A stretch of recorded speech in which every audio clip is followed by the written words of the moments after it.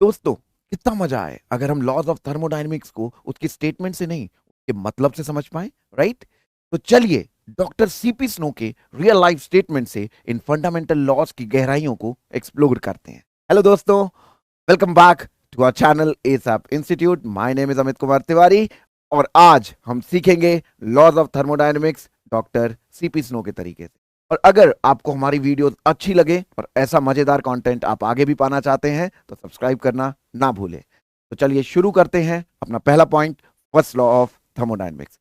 जैसा कि आप सभी जानते हैं, फर्स्ट लॉ ऑफ थर्मोडायनेमिक्स को law of conservation of energy भी कहा जाता है, which states that energy can neither be created nor be destroyed. It can just be converted from one form to another. Doctor CP snow इसे कहते हैं you can not win.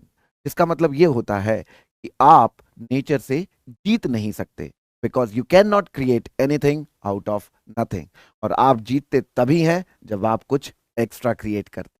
तो चलिए move on करते हैं second law of thermodynamics. Second law of thermodynamics आपको spontaneous process के direction के बारे में बताता है।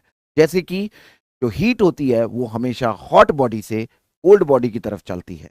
Kelvin Planck statement which states that it is impossible to create a device which receives heat from a single reservoir and creates a net amount of work। मतलब किसी भी हीट इंजन की थर्मल एफिशिएंसी 100% नहीं हो सकती, यानी energy का wastage होगा ही होगा।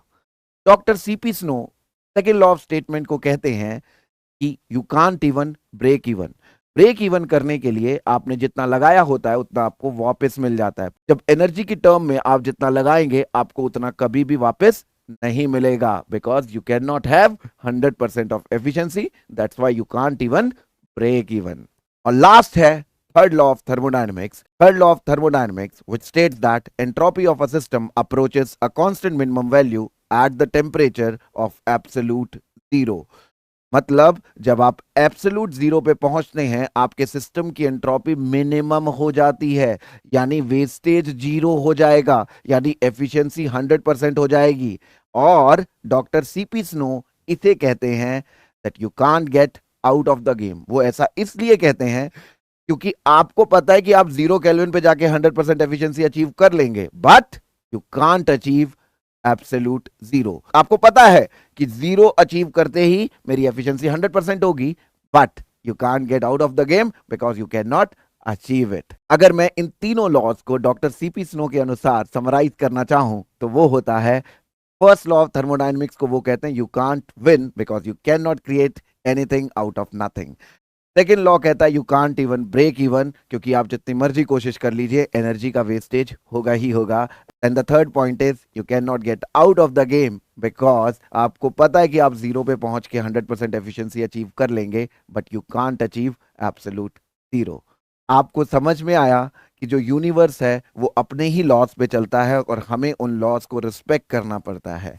But there is a silver lining, although you cannot get out of the game, you are still in the game। और यही तो मजा है, right?